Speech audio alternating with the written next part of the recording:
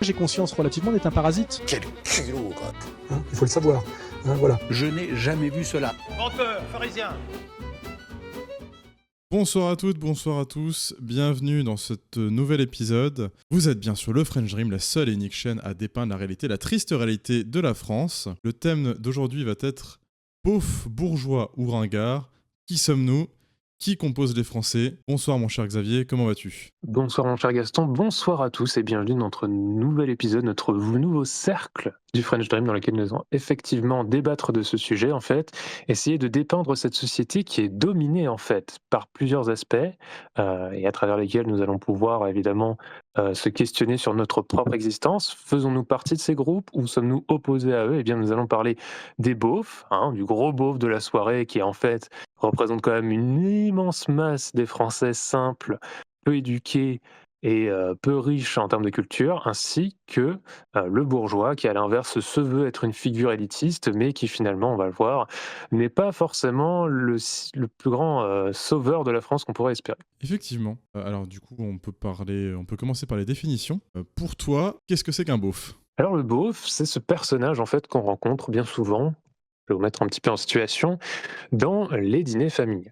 Les dîners familiaux sont prétexte pour nous de rencontrer des archétypes, notamment nos oncles, nos tantes, ces générations avant nous, qui ont porté la France à travers certaines images, certains domaines, notamment le domaine sportif. Le beauf est souvent fan de sport, de rugby, de football. Le football, c'est quand même sa plus grande passion, bien souvent.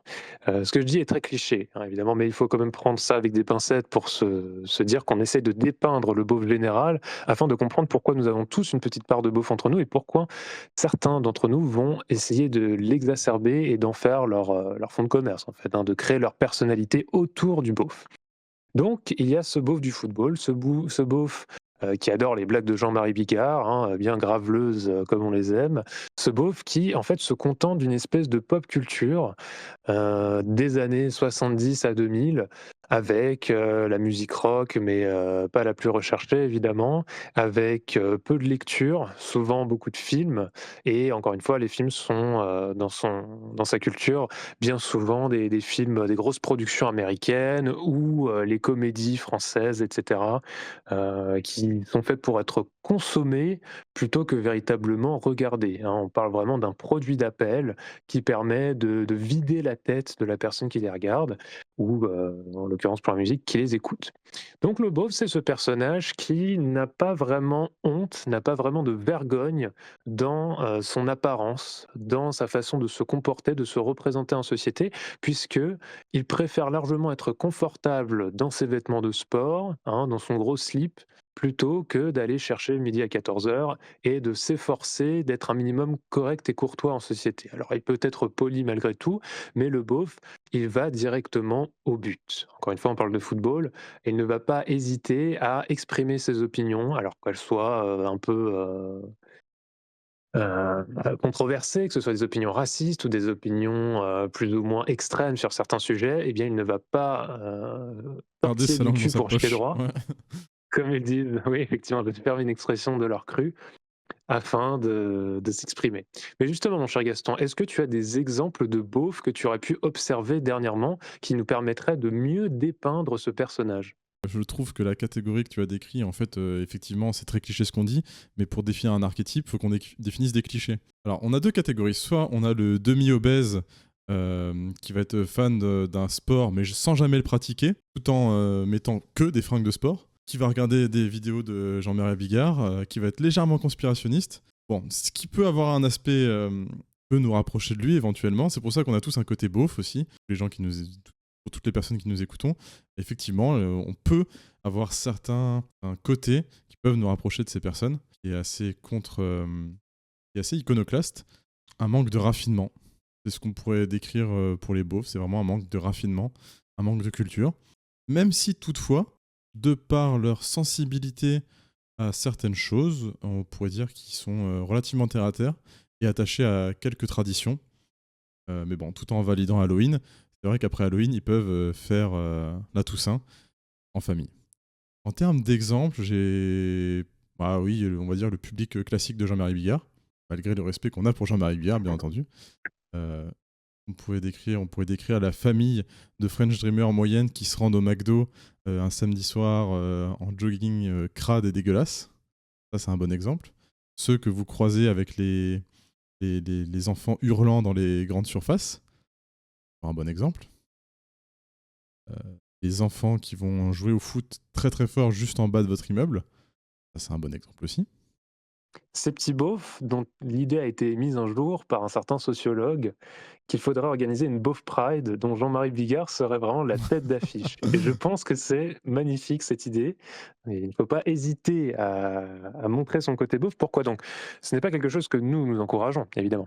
Mais dans la société où nous sommes aujourd'hui, de toute façon, on en est rendu à un point de méandre, de misérabilisme permanent de la société culturelle, où finalement, en fait, l'échappatoire à une espèce de progressisme permanent dans les œuvres françaises, hein, particulièrement, on peut repenser à La vie d'Adèle et tout ce qui a suivi en termes de cinéma. Du moment qu'on ne s'attaque pas à la pure comédie, nous avons des espèces de merdes qui sont faites pour laver la tête des gens, le cerveau des gens. Eh bien, effectivement, le beauf, lui, réussit à passer outre parce que ça lui passe en fait par-dessus. Il est tout simplement pas adepte de ce genre de produit et il va se contenter de son football, de ses blagues Oui, on pourrait dire c'est de blague cul. raciste et de cul. Euh, Exactement. Et il effectivement, ne va pas aller chercher beaucoup plus loin. là tu Par rentres dans rapport la... à ce que tu disais, effectivement, il garde malgré tout un petit peu ce côté terre à terre où il va pouvoir faire survivre l'esprit français, car en fait le beauf n'a pas conscience d'être dans une France en déchéance, et donc le beauf, souvent, malgré ses blagues racistes, etc., va favoriser le vivre ensemble, hein. Il ne faut pas oublier que l'un des principaux éléments du beauf, à part le Tour de France, eh bien, c'est la fête des voisins. Le beauf va venir te voir une fois par an et va boire de la bière avec toi pour t'expliquer comment, l'autre jour, il a coincé sa tronçonneuse. Eh bien, ce beauf, du coup, essaye malgré tout, il a ce côté un peu touchant, de rester humain et social, hein. Il ne se détache pas de la masse et malgré son manque d'éducation, il va se permettre de juger, certains membres de notre société et de les exclure, ce qui est assez paradoxal, hein, par rapport à ce que je disais juste avant, mais justement, dans la mesure où si toi, tu n'as pas envie de t'enfoncer dans, cette culture plus sous-jacente et tout du moins assez peu valorisante, eh bien, il va penser que tu le snobs. Or, tu n'es pas forcément snob, tu n'es pas forcément le bourgeois. Parce que justement, j'aimerais maintenant, Gaston, que nous parlions un peu du bourgeois. Peux-tu nous définir le bourgeois? Pour nous, le bourgeois, ce n'est pas simplement une personne extrêmement riche, mais ça pourrait être simplement une certaine classe, une certaine catégorie de personnes qui se pensent être une élite culturelle, sont perçues comme snob ou hautaine. Une certaine envie d'exclusivité peut marquer un désintérêt pour justement la classe des beaufs. Et ce qui est assez marrant, c'est que sur plein de parallèles, ce sont des gens qui se rejoignent. Je pense notamment à l'absence de raffinement. Toujours des gens qui font des jugements en porte-pièce et qui ont un attrait particulier pour un peu show-off, comme on dit en anglais. C'est surtout montrer ce qu'ils ont. Les beaufs n'ont pas d'argent, mais ils adorent acheter des marques. Les bourgeois, ils ont de l'argent et ils adorent les afficher aussi. Effectivement, ce ne sont pas toujours les mêmes marques, hein, on parle de Louis Vuitton contre Kappa, mais il faut remarquer que le beauf a cette volonté de remplacer ce qu'il n'a pas dans la tête et dans sa culture par effectivement des marques, des vêtements chers, le dernier ballon de football, la dernière console de Le jeu. dernier Voilà, iPhone. pour dire ce que je ne possède pas en termes de capacité intellectuelle et cognitive, eh bien je le remplace par du matériel. C'est le pacte du beauf en fait. Il rentre dans cette espèce de création luciférienne de lui-même où il va de toute façon uniquement juger la valeur des autres par ce type de paramètres complètement saugrenus. Et on sent que le beauf, en fait, pour éviter en permanence de se mettre mal à l'aise et de réaliser sa condition assez médiocre, va toujours aller vers la solution de l'humour, hein. Faut savoir que n'importe quel sujet compliqué dans la vie, il va devoir le traiter avec une espèce de bribe d'humour, pour pouvoir s'en sortir. Il ne va pas aller jusqu'au fond des choses, il ne va pas aller chercher à comprendre ce qui l'entoure véritablement. Pour lui, l'émission politique favorite du beauf, c'est PMP. Canteloup, par exemple, le soir sur TF1. Ou TPMP, effectivement. Euh, Exactement. ça peut rentrer dans les exemples aussi des bons beaufs qu'on connaît, c'est les adorateurs de TPMP. je pense, assez subversif, regardant cette messe quotidienne. Et ce qui pourrait encore les rapprocher, effectivement, c'est leur dédain, tous ceux qui ne font pas partie de leur catégorie, en fait. Le bourgeois, si tu n'es pas bourgeois comme lui, il va te détester, et le beauf, si tu n'es pas aussi beauf que lui, il va te détester. Tu vas penser que tu fais partie de la catégorie d'en face. Mais quid des gens comme nous, mon cher Xavier? Les ringards, voyons. Parce que pour les Mais deux oui. autres catégories, on est des ringards, voilà. On n'aime pas afficher les marques, on n'aime pas afficher des marques vestimentaires, on n'aime pas spécialement avoir le dernier iPhone, on n'aime pas consommer des produits aliénants, on n'aime pas perdre des heures et des heures à regarder un sport qu'on ne pratique pas, on n'aime pas se retrouver dans un entre-soi au café le samedi après-midi pour discuter de banalités. Quid des gens comme nous, Xavier? Quid des gens comme nous, Gaston? Eh bien, effectivement, nous ne pouvons pas nous remettre directement à l'une ou l'autre de ces catégories pour nous juger, puisque nous ne sommes de toute évidence pas du même genre. Pour revenir un poil sur les bourgeois, effectivement, il faut savoir que ces gens-là auraient toutes les capacités de nous intégrer à leur monde, tout simplement de la manière suivante. Il suffirait pour eux de se référer purement à la culture, à l'intellect et à la volonté de progrès ensemble. Je ne parle pas là du progressisme à la con dont ils font tout le temps la promotion, je parle d'un progrès purement social, hein, une élévation qui reviendrait en fait à remettre en question ce qu'ils ont toujours vécu, eux, de la facilité qu'ils avaient à obtenir grâce à l'argent ce qu'ils désiraient, hein, les différents accès qu'ils ont eu par exemple au cours de différents loisirs. Hein. Dans leur jeunesse, les bourgeois ont pu pratiquer de la musique, ils ont pu certainement accéder à des sports de riches, hein, tennis, golf, etc. Aviron. Bon, il y a les fameux clubs de bourgeois, hein, on pourra citer les clubs dans la région versaillaise, évidemment, les clubs de tir, polo, etc., dans lesquels on retrouve les plus grandes têtes de France. On retrouve Xavier Niel, etc., des personnes assez influentes pour ne citer que lui.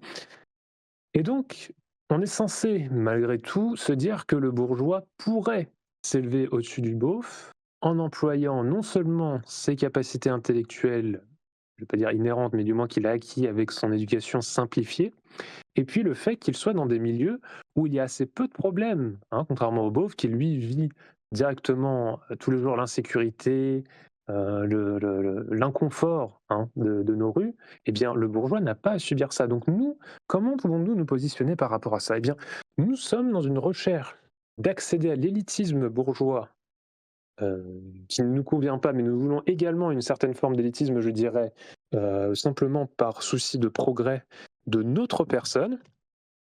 Et nous sommes à la fois trop terre à terre, trop beaufs, trop en phase avec la réalité. Nous constatons trop la red pill de la société française moderne pour faire partie des bourgeois. Et je pense que, comme tu le disais, ça fait de nous en fait des ringards dans les deux cas.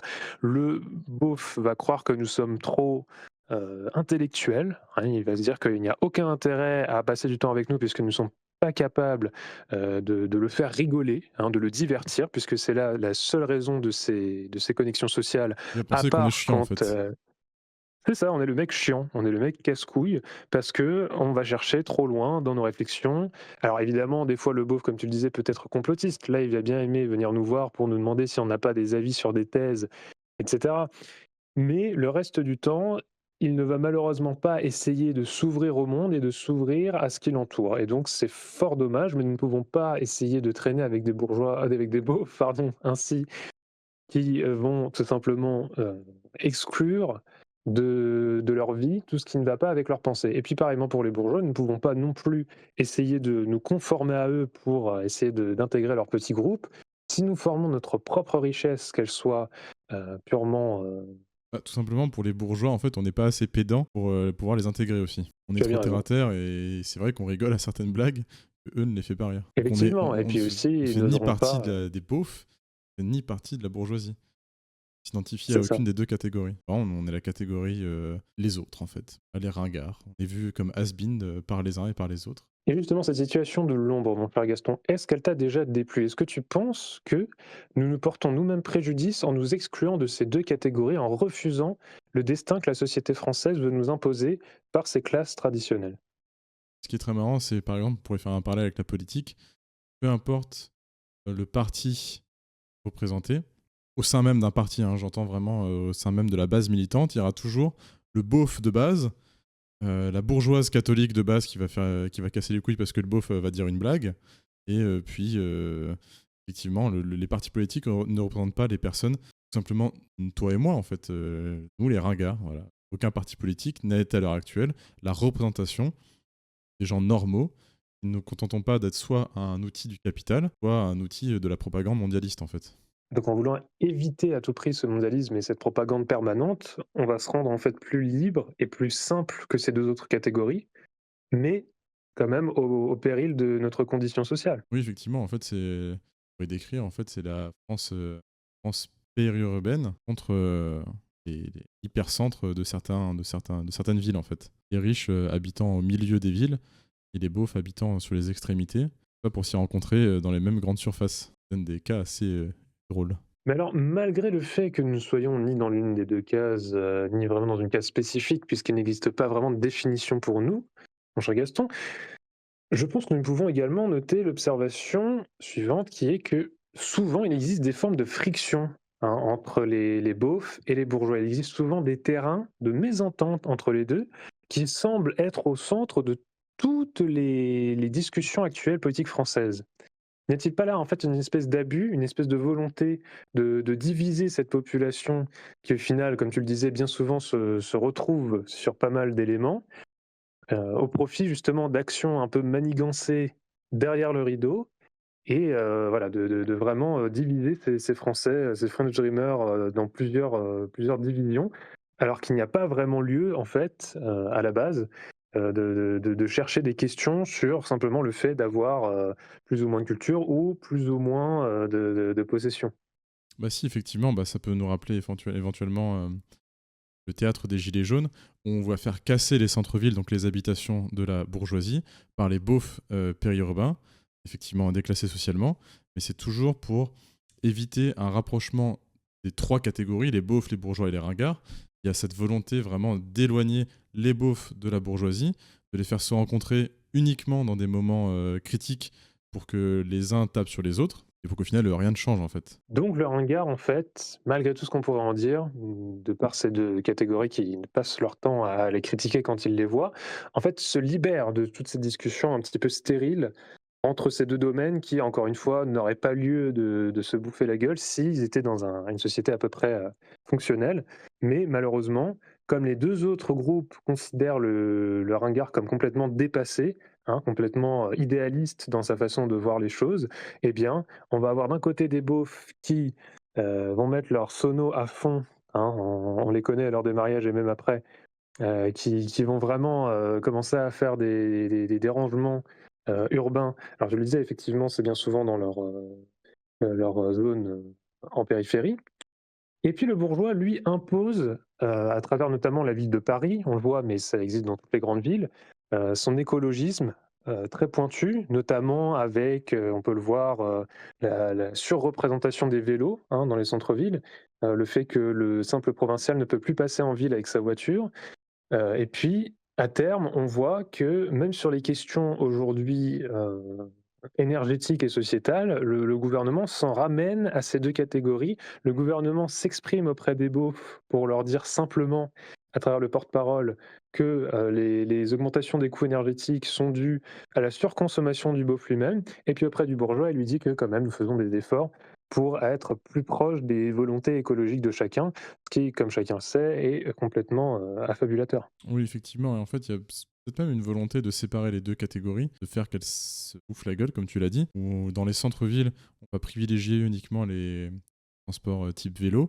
Comme ça, le beauf ne pourra plus y accéder. Et il va faire que ça va encore rajouter de la haine pour un périurbain d'accéder à des centres-villes, en fait. Et pour que le bourgeois ne croise surtout pas Jean-Michel, le beauf, à la terrasse de son café préféré, vu qu'il s'y rend en vélo. Évidemment. Cette division n'est pas particulièrement inintéressante, elle nous permet à nous quand même de nous rendre compte de l'espèce de jeu de marionnette qui est en train de faire le niveau très élitiste au-dessus de toute cette population. En fait, ce ne sont pas les bourgeois qui sont la véritable élite, mais des personnes qui, effectivement, de par leur influence médiatique, culturelle, ont réussi à faire entrer ces codes dans notre société. Et aujourd'hui, on ne peut plus réveiller les beaufs, on ne peut plus réveiller les bourgeois, parce qu'ils se complaisent en fait dans cette situation. Hop, petite interlude au milieu de cet épisode, tout simplement pour vous dire qu'on a désormais un Patreon. Alors si vous voulez nous soutenir financièrement et accéder à du contenu exclusif qui ne passera jamais sur YouTube en raison des règles de la communauté, bien sûr on ne va pas dire quelle communauté, je vous invite vivement à vous rendre sur le Patreon, le French Dream qui se trouve en description. Et pour vous marrer, vous tapez des bonnes barres de rire. Hop, hop, hop, on va consommer ces 2 premiers épisodes sur le Patreon. Dépêchez-vous. Oui, effectivement, la bobo de gauche va être très contente de retrouver ses autres amis bobo de gauche pour pouvoir cracher à la gueule du raciste. Sauf que le raciste lui, voit vraiment au cœur de son quotidien l'ensauvagement de la France. Alors que la bobo, elle, ne le subit pas vu qu'elle habite en centre-ville, bien loin des cités. Et à l'inverse, le beauf va considérer que toute espèce de changement de règles qui va essayer d'amener, je ne sais pas, des conditions un peu plus sanitaires, on peut parler de certains produits alimentaires qui ont posé problème, parce que effectivement, le bourgeois s'alimentant exclusivement de par, au mieux, le supermarché, sinon il se fait livrer par Uber Eats ses courses, ça, on en est arrivé là dans certaines villes quand même, eh bien, le bourgeois va donc imposer des normes sanitaires plus strictes à l'ensemble du territoire, et là, le beauf va gueuler en disant que, effectivement, c'est de la faute du bourgeois si on est en train de ruiner son business, hein, si on est en train de lui imposer de travailler dans des conditions un peu plus saines. Donc, voilà, il y a des différentes valeurs à peser des 2 côtés. Et nous, que pouvons-nous faire pour vraiment, non seulement nous désolidariser de cette discussion complètement puérile, hein, entre les 2 parties, et surtout, quel type de vie pouvons-nous espérer du moment que ce seront ces 2 catégories qui feront la pluie et le beau temps en France? N'est-on pas dans une espèce de situation un petit peu à l'américaine avec le parti républicain beauf et le parti démocrate, du coup bourgeois?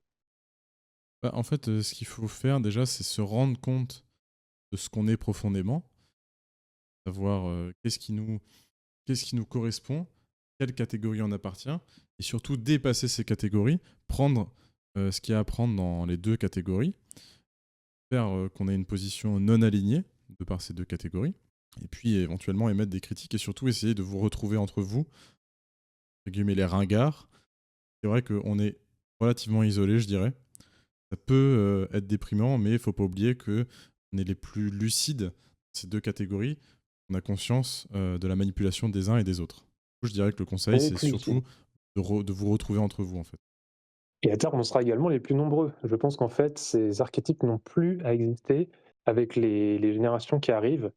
On peut voir qu'il y a toujours une espèce de volonté chez les jeunes, notamment dans les cités, de vouloir se représenter par des marques, voilà, et de toujours adopter cette culture du sport d'abord, qui n'est pas forcément à déprécier immédiatement. Mais ce que je veux dire par là, c'est que la jeunesse, de par son abrutissement et son enracinement dans toute la culture TikTok instantanée, consommation de contenu court, et cetera, va un peu uniformiser, je pense, les paramètres, et va rendre certains beaufs un peu plus élitistes, mais va surtout abrutir la majorité des bourgeois pour les rendre plus beaufs.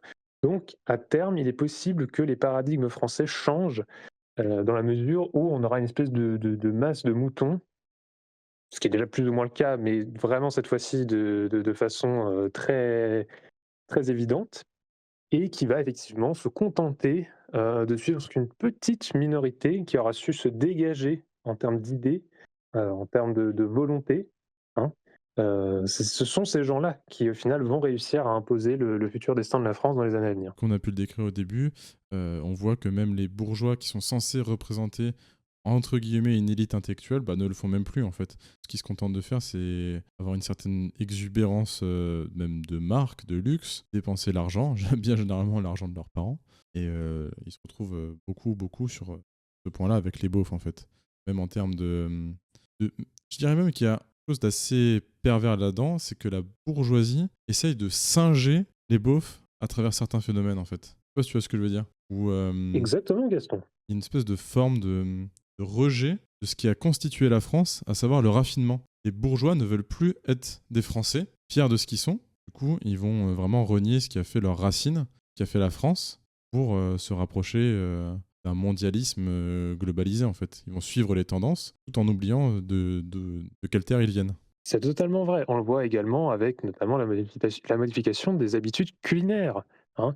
On peut parler du BBR, le bacon boursin raclette, il s'agit d'un tacos, French tacos. Quand on va à l'étranger, même aujourd'hui, si on va, je ne sais pas, à Saigon au Vietnam, on peut voir que commencent à s'immiscer ces espèces de French tacos à droite à gauche, comme si c'était censé nous représenter.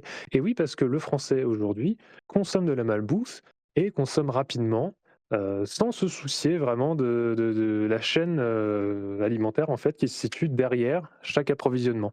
Et donc, je dirais que la façon dont il consomme sa bouffe de merde dans des conditions purement carcérales, hein, des fois, le Français mange parfois debout sur son lieu de travail, et ça, on en a déjà évoqué quelques éléments à ce propos dans l'épisode sur le salariat.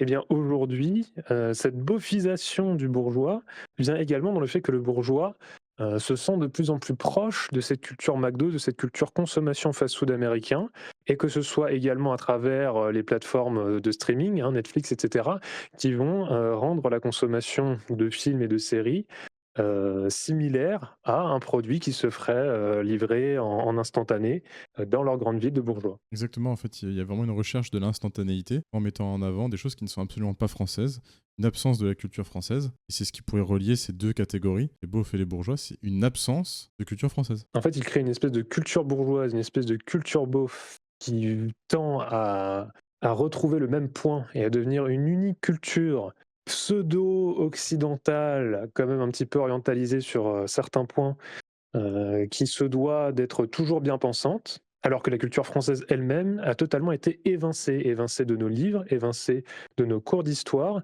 évincée de nos discussions. En fait, on devient les seuls garants de la transmission orale de cette légende que fut la France autrefois. Alors évidemment, il y a malgré tout quelques villages d'irréductibles gaulois qui quand même essayent de préserver un peu la culture française. Ce sont des gens comme nous, des gens qui ont été obligés de se séparer eux-mêmes en fait de la foule et Parfois de même de leur prendre le famille, temps oui. de leur famille, effectivement.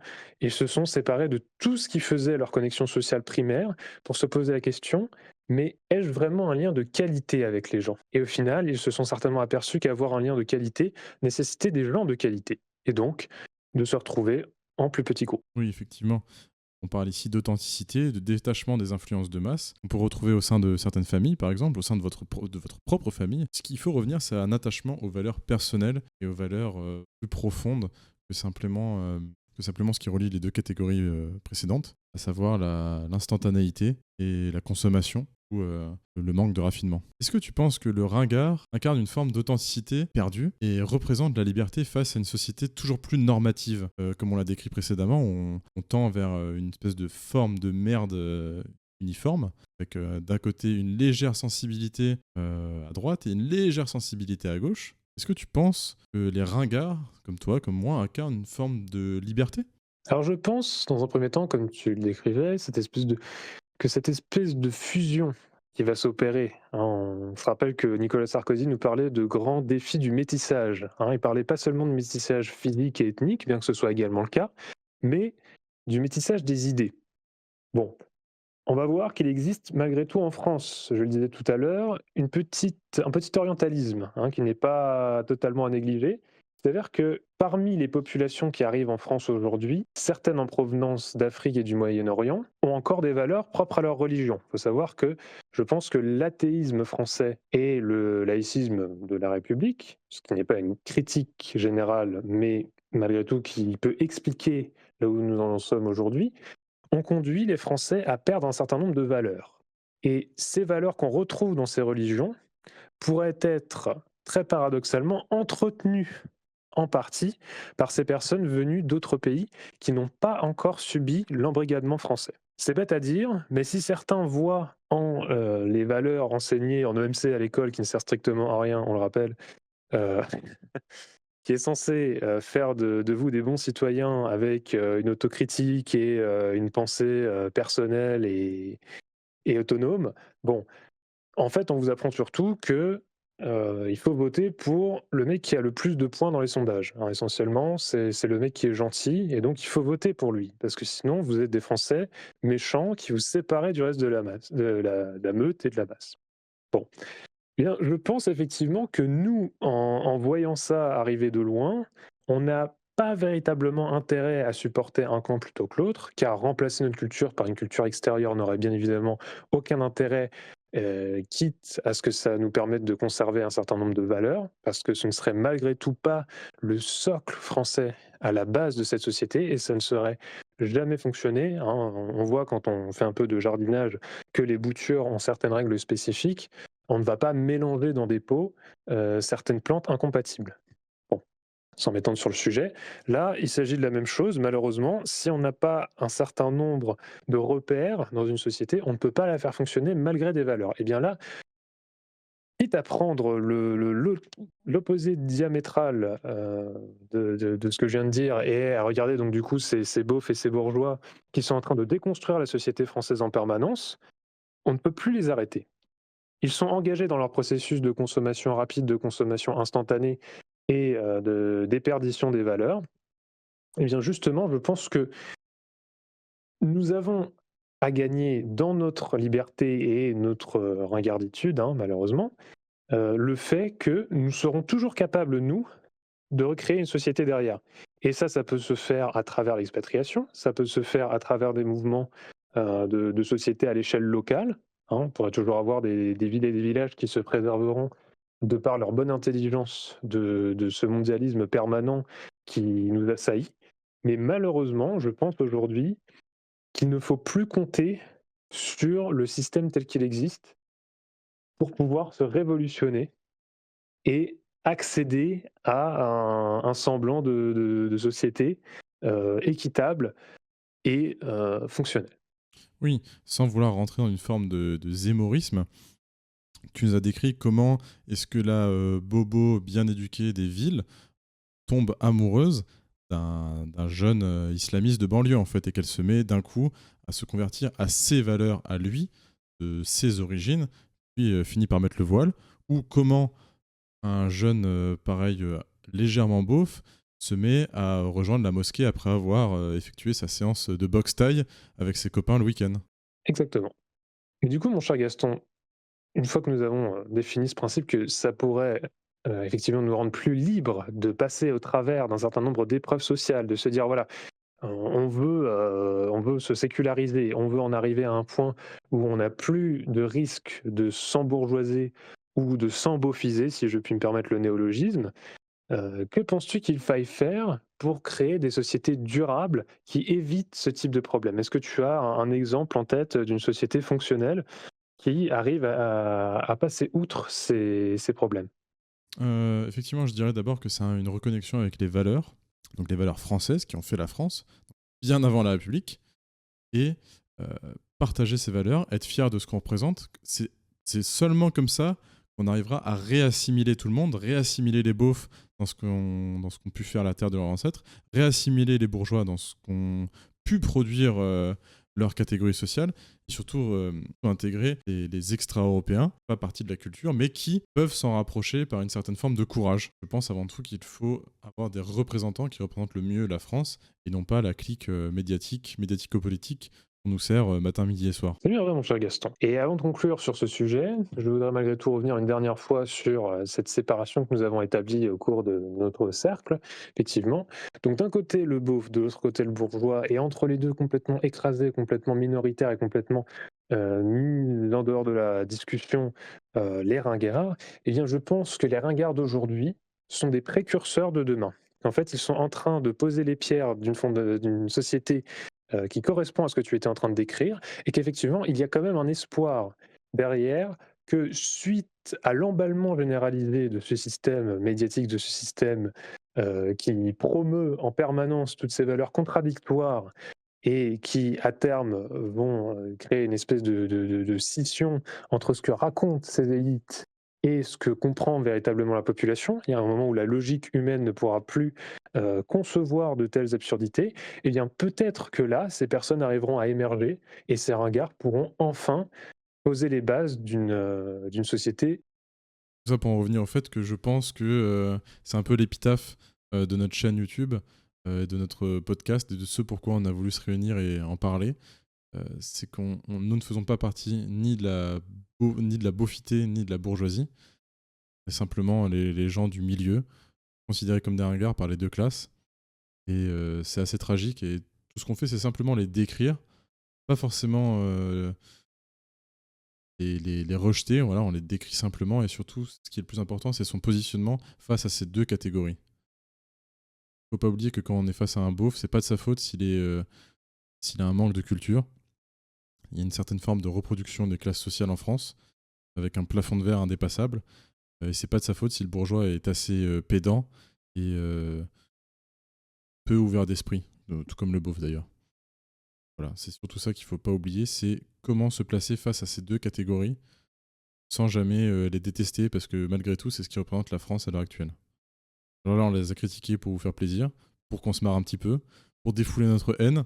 Oui, effectivement, je pense que les ringards, tels qu'on les a représentés, représentent une certaine forme d'avant-garde de la civilisation, et qu'il faut pas qu'ils oublient que rien n'est perdu. Et je vois l'esprit que tu veux donner, c'est ne perdez pas espoir, car comme l'a dit Maurras, tout désespoir en politique est une absurdité. Oui, encore une fois, c'est un message d'espoir qu'on vous lance. Vous n'êtes pas seul. Nous allons y arriver. Nous allons pouvoir de nouveau être qui nous sommes, effectivement, de par les différentes expériences qu'on a pu avoir, que ce soit les repas familiaux, les soirées, certains événements. On se reconnaît ni dans l'une des catégories ni dans l'autre, et ça peut être assez éprouvant au quotidien, et on se retrouve parfois isolé, seul, en se disant qu'on représente aucune des deux catégories, qu'on est trop intelligente pour l'une, trop cultivé pour l'une, et pas assez riche, pas assez mondialiste pour l'autre. Et ça peut être un poids assez éprouvant au quotidien, mais ne perdez pas espoir. Vous représentez la civilisation française, à minima, nous croyons en vous.